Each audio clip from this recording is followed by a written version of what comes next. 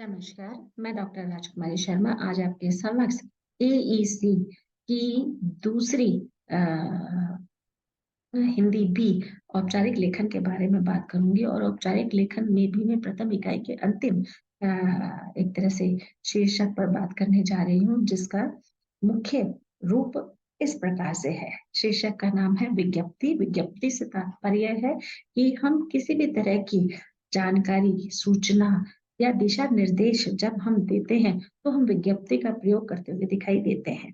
अमूमन हम देखते हैं कि हमारे जीवन में विज्ञप्ति का बहुत महत्वपूर्ण प्रक्रिया है जिसके द्वारा हम अपनी सूचनाओं को जन सामान्य तक पहुंचाने का प्रयास करते हुए दिखाई देते हैं। और सरकारी कामकाज में यह किस तरह से महत्वपूर्ण भूमिका निभाती है उसका भी यहाँ रूप स्वरूप हम देखेंगे। बच्चों, इसमें दिखाया गया है कि किस तरह से विज्ञप्ति का विज्ञप्ति का अर्थ होता है सूचना एवं जानकारी देना। कहने का तात्पर्य है कि आप किसी भी तरह की कोई भी सूचना अगर आप जन सामान्य तक पहुंचाने चाहते हैं तो उसके लिए विज्ञप्ति का प्रयोग किया जाता है। इसमें हम महत्वपूर्ण दिशा निर्देश देते हुए दिखाई देते हैं। कहने का तात्पर्य है विज्ञप्ति एक लिखित प्रक्रिया है। लिखित प्रक्रिया से यह तात्पर्य है कि इसे लिखकर ही अभिव्यक्त किया जा सकता है। मौखिक रूप से इसकी अभिव्यक्ति उतनी हम कहें कि सफल नहीं है जितनी लिखित रूप से इसकी अभिव्यक्ति सफल होती हुई दिखाई देती है। इसका प्रयोग सरकारी, गैर सरकारी संस्थान अपने किसी निर्देश यानी कि कोई भी वह निर्देश देना चाहती है तो विज्ञप्ति का प्रयोग किया जाता है, या किसी भी योजना का प्रदापन करना होता है तो हम विज्ञप्ति का प्रयोग करते हुए दिखाई देते हैं, या किसी तरह की कोई घोषणा करनी हो उसके लिए भी हम विज्ञप्ति के माध्यम से जन सामान्य तक उसे पहुंचाने का प्रयास करते हैं। कहने का तात्पर्य है विज्ञप्ति एक लिखित प्रक्रिया है। इसका प्रयोग सरकारी और गैर सरकारी संस्थान अपने किसी निर्देश, योजना और घोषणा आदि से संबंधित सूचनाओं को जन सामान्य तक पहुंचाने के लिए करती है। इसे विज्ञप्ति या विज्ञप्ति कहलाती है।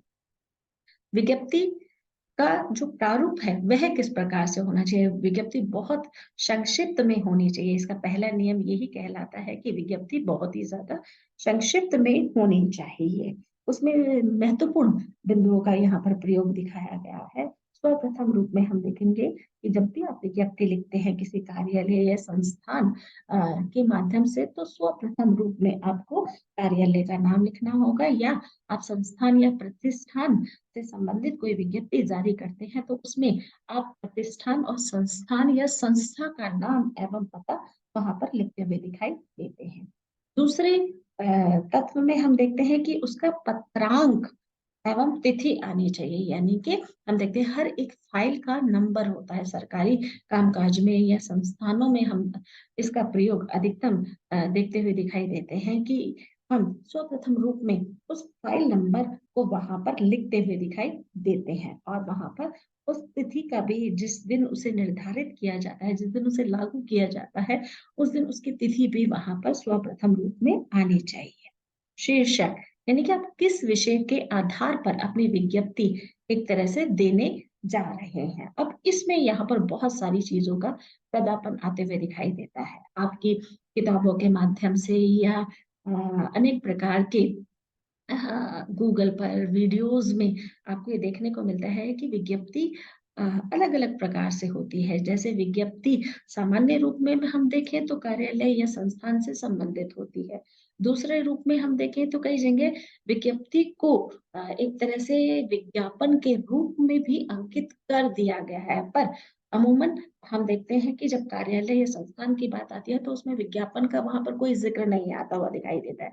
हाँ, इस रूप में विज्ञप्ति हम व्यवसायिक रूप में इसका देखते हुए दिखाई देते हैं कि हम जब विज्ञप्ति विज्ञापन के रूप में व्यवसायिक धरातल पर प्रस्तुत करते हुए दिखाई देते हैं तो वहां पर हम उसे एक तरह से आवेदन के रूप में प्रस्तुत करते हुए दिखाई देते हैं, और उसमें हम अपने आधार पर जो हमें सार्वजनिक जानकारी जन सामान्य तक पहुंचानी है उसे हम उस के आधार पर ब्यौरा देते हुए दिखाई देते हैं। तो अलग अलग रूप से हम देखते हैं कि व्यक्ति का जो आधार है वह अलग अलग आधारों पर व्यक्त होता हुआ दिखाई देता है। जैसे कार्यालय के स्थान पर हम समय में परिवर्तन या अनेक प्रकार से नीलामी आदि के रूप में भी विज्ञापन देते हुए दिखाई देते हैं। विज्ञप्ति का जो क्षेत्र है वो ज्यादा विस्तार नहीं होता, संक्षिप्त में ही ये लिखी जाती हुई दिखाई देती है। और इसमें हम शीर्षक को महत्वपूर्ण भूमिका में रखते हुए दिखाई देते हैं।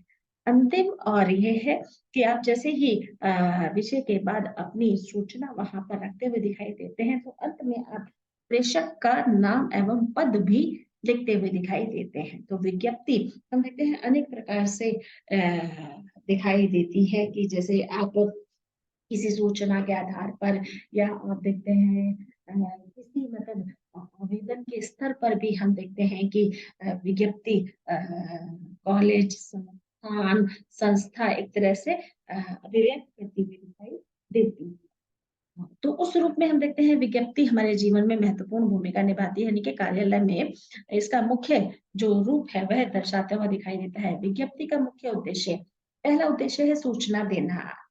मतलब हम देखते हैं कि हम जिस भी तरह की विज्ञप्ति का प्रारूप एक तरह से रख रहे हैं, उसमें महत्वपूर्ण भूमिका होती है कि उसे हम सूचना देने के क्रम में रखते हुए दिखाई देते हैं। अब ये सूचना कैसे हो सकती है? किसी कार्यक्रम के दौरान विशिष्ट विद्वानों के विचारों की सूचना विज्ञप्ति के माध्यम से समाचार पत्र में देते हुए दिखाई देते हैं कि फलाना जगह कोई कार्यक्रम रखा गया है और इसमें ये विद्वान आने वाले हैं और इस तरह के वक्तव्य को या इस तरह की सूचना का जो प्रसार है वह होने वाला है। तो कई बार हम देखते हैं कि कार्यक्रम हो जाता है, उसके बाद हम समाचार पत्रों में उसकी एक तरह से अभिव्यक्ति प्रदान करते हुए दिखाई देते हैं। कार्यक्रम के दौरान विद्वानों के वक्तव्य में संपादक उसमें अपने अनुसार संशोधन भी कर सकता है। कहने का तात्पर्य यह है कि हम देखते हैं कि जब हम रिपोर्टिंग करते हैं, यानी कि हम किसी कार्यक्रम में गए हैं विज्ञप्ति के लिए, तो वहां पर हम देखते हैं कि जिस तरह के विद्वान ने वक्तव्य बोला है, क्या वक्तव्य में जो भी उन्होंने लिखा है या रिकॉर्ड किया है, उस रूप में हम देखते हैं कि वाक्य ठीक रूप में बन रहा है, वाक्य का जुड़ाव सही हो रहा है कार्यक्रम की विज्ञप्ति के अनुसार। तो उसमें हमें कई बार लगता है कि कई शब्द हमसे छूट जाते हैं, कई शब्द हम उसमें लिख नहीं पाते हैं, तो उसमें हम संशोधन की क्रिया प्रतिक्रिया करते हुए दिखाई देते हैं।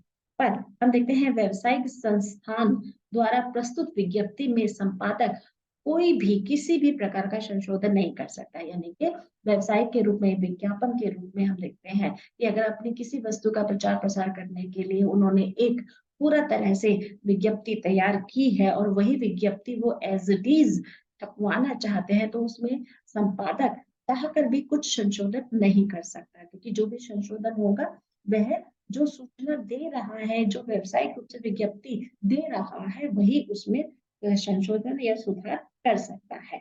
विज्ञप्ति में स्पष्टता का भाव होना चाहिए। वैसे तो अपने हर एक संवाद में, अपनी बातचीत में, अपने लिखने के क्रम में, अपने बोलने के क्रम में स्पष्टता का भाव होना चाहिए, पर हम देखते हैं कि औपचारिक लेखन में, ऑफिशियल लैंग्वेज में हम देखते हैं कि स्पष्टता का भाव होना अत्यंत आवश्यक है, जिसके माध्यम से जो भी हम बात कह रहे हैं वह पूर्ण रूप से स्पष्ट हो, उसमें किंतु परंतु या किसी भी तरह की संदेह की जो दृष्टि है वह उत्पन्न नहीं होनी चाहिए।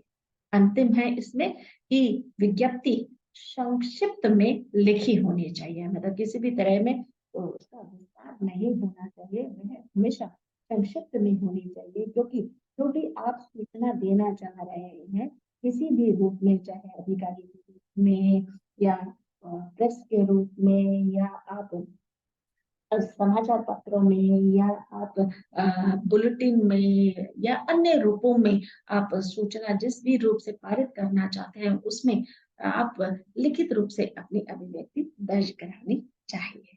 धन्यवाद।